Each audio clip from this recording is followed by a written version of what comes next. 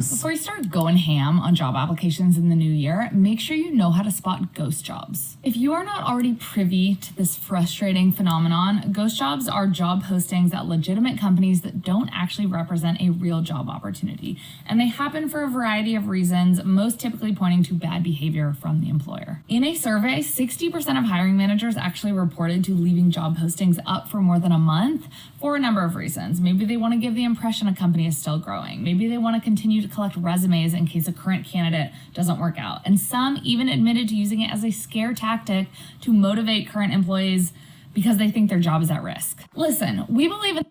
That's crap, man. I can't believe companies do that. Like, I've been there unemployed and I've applied for hundreds of jobs.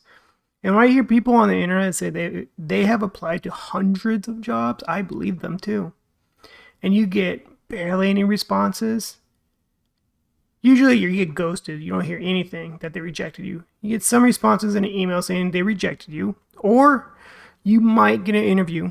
I'd say like 1 out of 100 you might get an interview. Like legit. And then who knows if you get picked up after the interview. Like, it's super frustrating to get a job.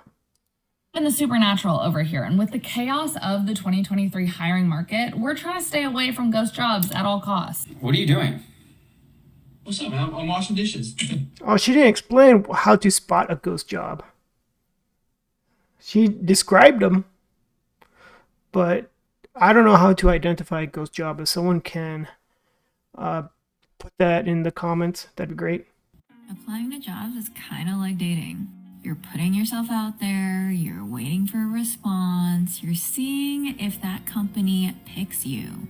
And to top it all off, you deal with ghosting, you deal with rejections, and you deal with situations that you're like, why am I even in this in the first place? And then you meet the friends of the role, and you meet everybody that interacts with you as a person in that role. And at that point, you don't even know exactly where you are anymore. You're just simply delulu about the job. Heck, you might as well just be love bombed by a job and recruiting experience because some of it happens so quickly. You're sold a really nice compensation package, and then you're thrown into the whole interview loop thinking that you might actually get the job. And then bam, expectations get too real and both parties separate. And to top it all off, you most likely won't get the job. Welcome to modern day job searching, 2024. That lady, I mean, how she described looking for a job is like dating. It's so spot on. And dealing with rejection for such a pretty lady that she is, I'm surprised she deals with much of it. But, you know, it's what it's like. How dating's like, especially online dating.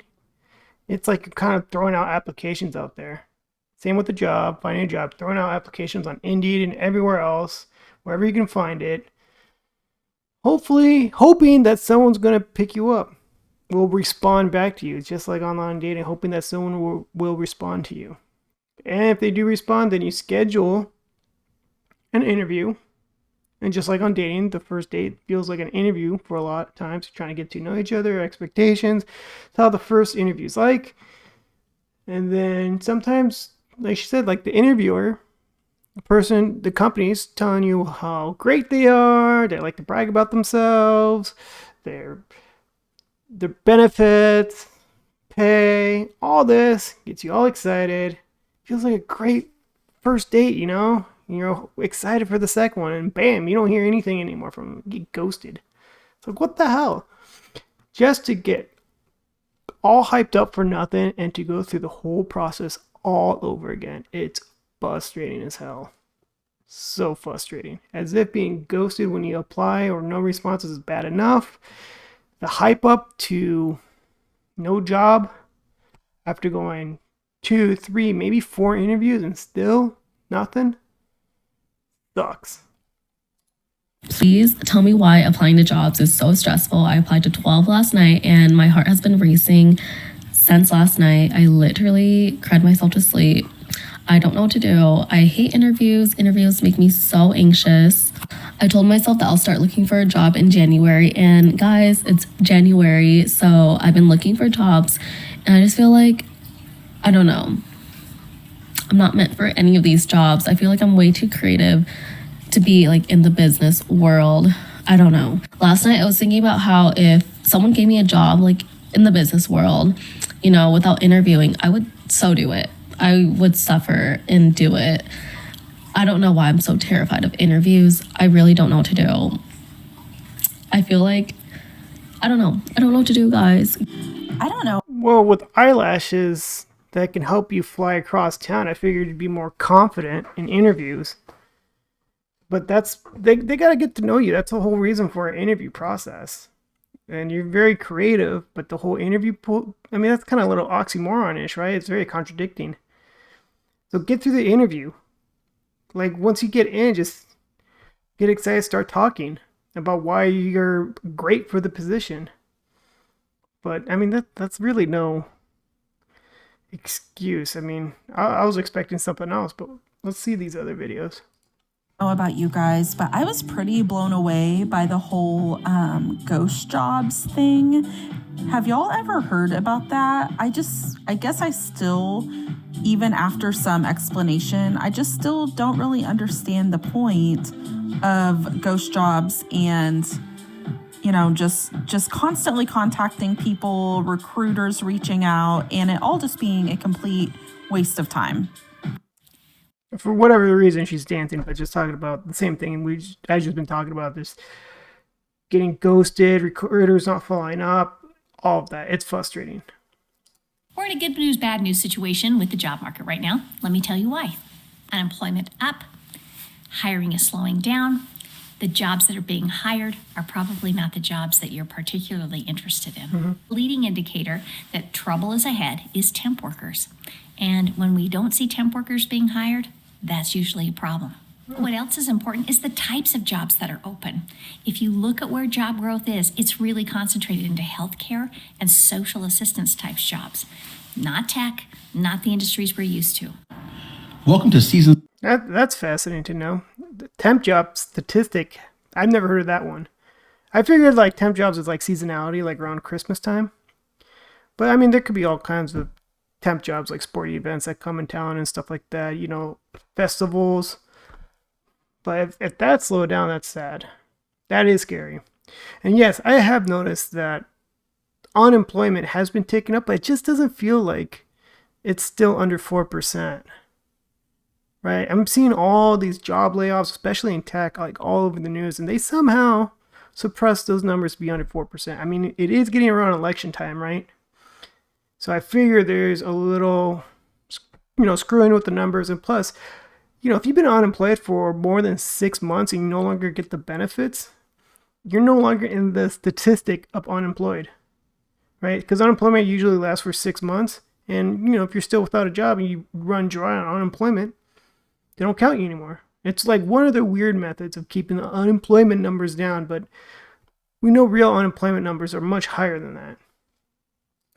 17, episode 2 of What the Fuck is Going On in This World. So I just learned what ghost employment is. Essentially, it's when somebody is hired for a job, but that person doesn't exist. So now the person that hired them or whoever gets to go into an account set up for the non-existing person and take the funds that are in that account because, you know, they're going to get paid every week or bi-weekly or whatever. I just think that's kind of interesting that it's a term and it's a thing. It's an actual thing. So I'm wondering now, what about all those jobs that people are applying to that they're not getting? Could ghost employment be a factor? I don't know, girl. Okay, I wonder if that's the explanation. Because that sounds like fraudulent to me. I don't even know if there's a lot of that. To say I have 5 employees, I'm writing checks to 5 different people, when really they don't exist. But you're going to pay the taxes to it anyway somehow. It's almost like money laundering, right? I don't know. It's weird. Employment is not the worst thing in the world. I promise you that.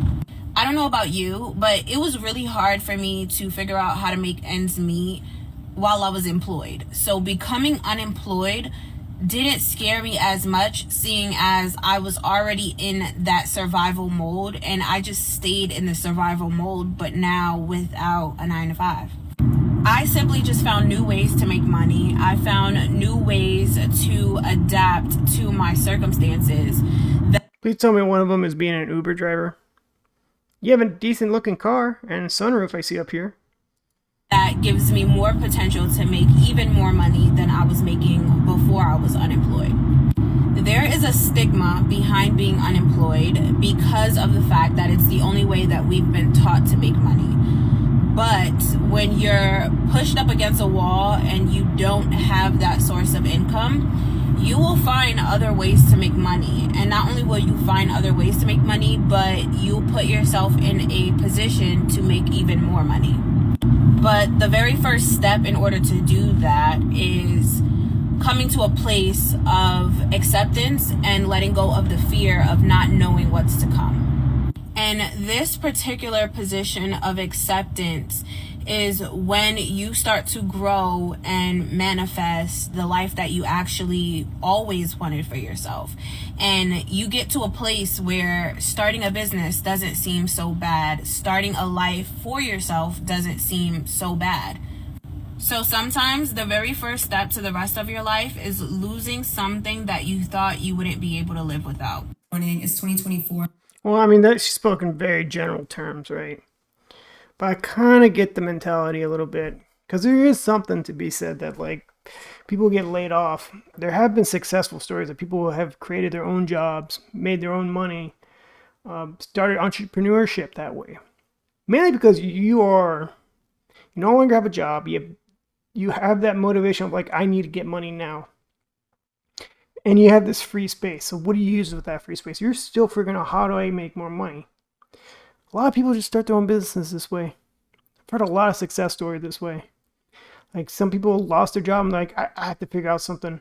Either landscaping, they do some landscaping. You know what? I have some extra money in the savings. I'll hire 2 other guys, help me out. This way you get the job done faster. You do bigger projects.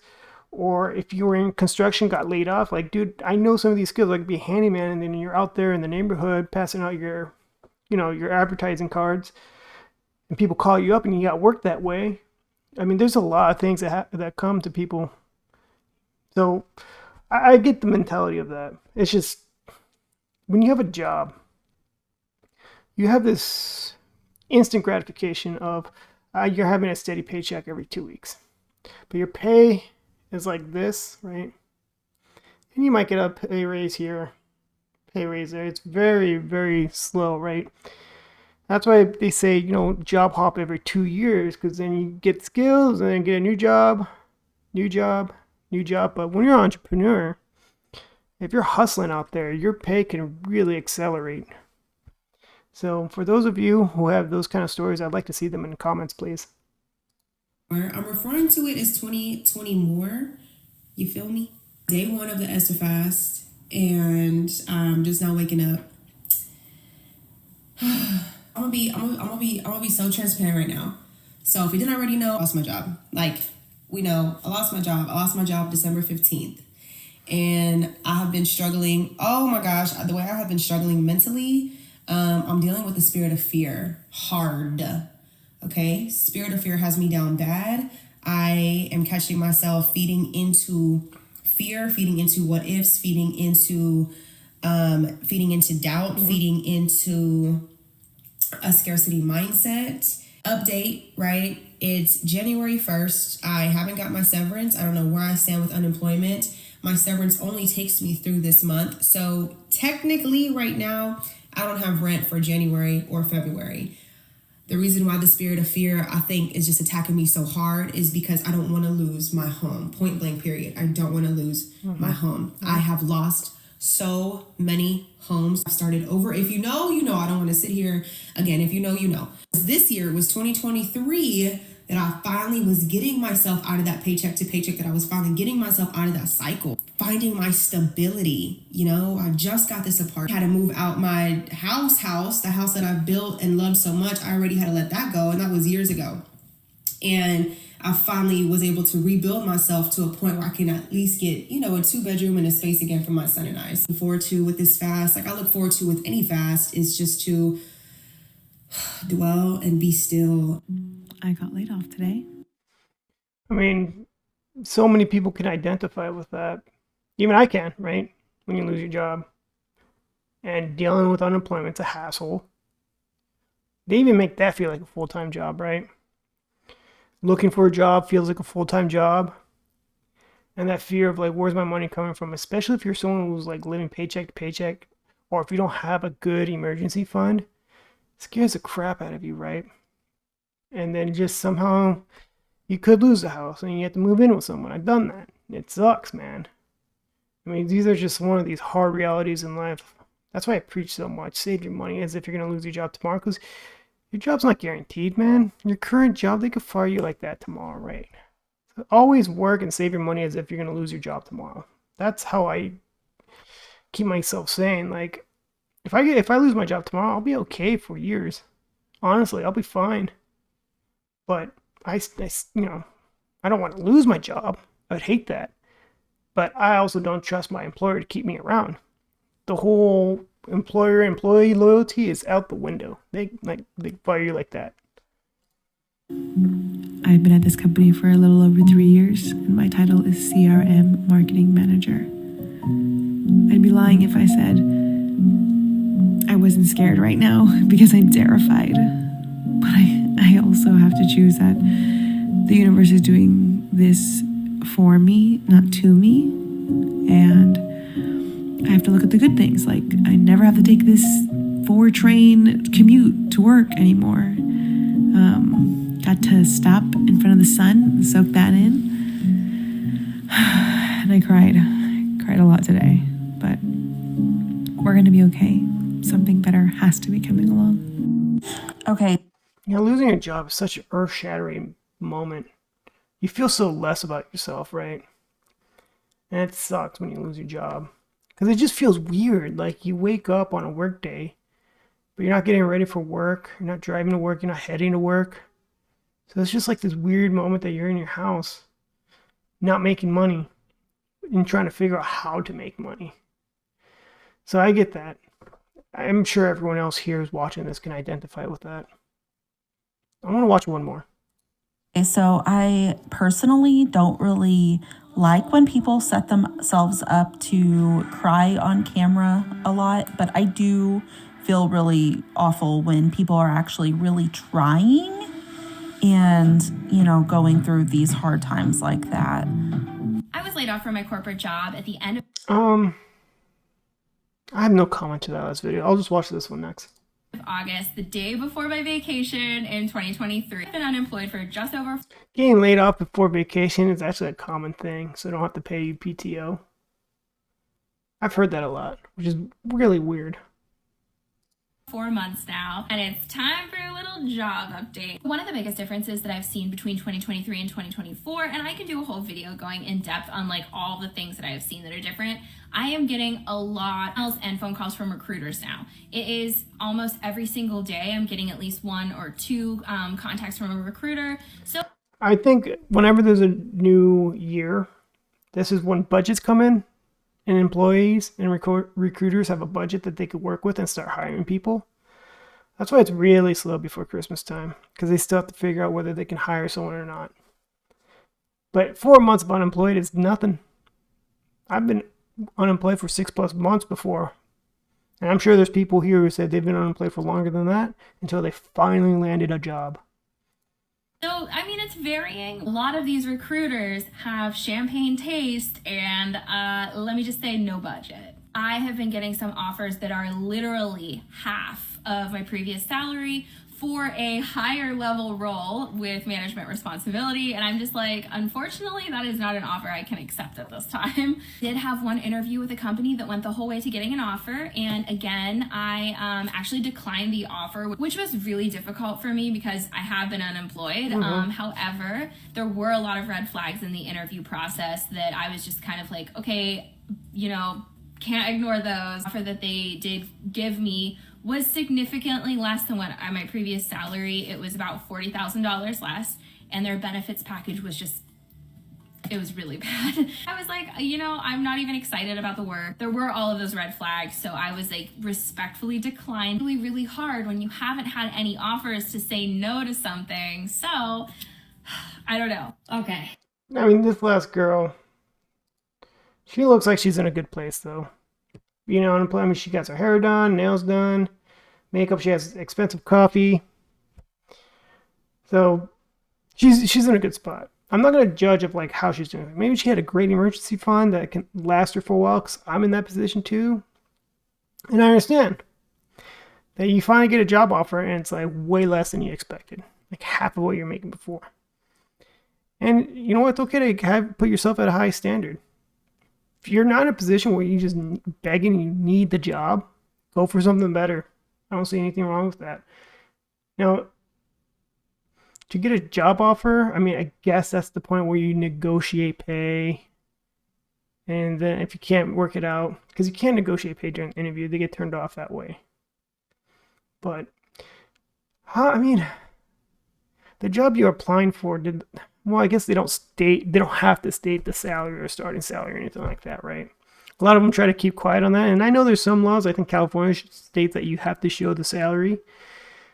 So because it discourages people from applying for jobs if they see a low salary.